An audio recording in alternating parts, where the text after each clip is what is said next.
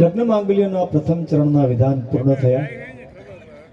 બીજા ચરણની અંદર યોજક નામના અગ્નિ દેવતાની સાક્ષીએ જ્યારે મંગળ ફેરા શરૂ થવાના છે।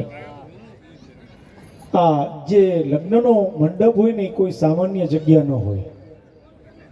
આ મંડપની અંદર અનેક દેવતાઓનું સ્થાપન થયું હોય। આ મંડપના જે 4 સ્તંભ હોય ને એની અંદર માં ભગવતીનો વાસ હોય।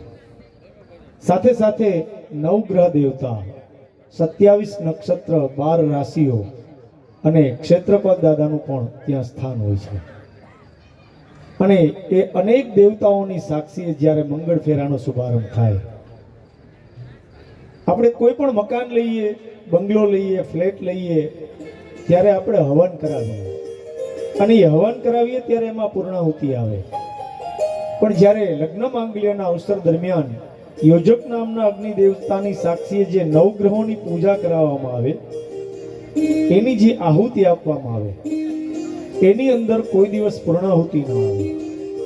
કારણ કે યોજક નામના અગ્નિ દેવતાનો એક અંશ છે ને એ દીકરીની સાથે સાથે ચાલે। અને જ્યારે જ્યારે દીકરી રસોઈ ઘરમાં રસોઈ કરવા જાય ને ત્યારે અગ્નિનારાયણ દેવ છે દીકરીને સહાયરૂપ બનતા હોય છે।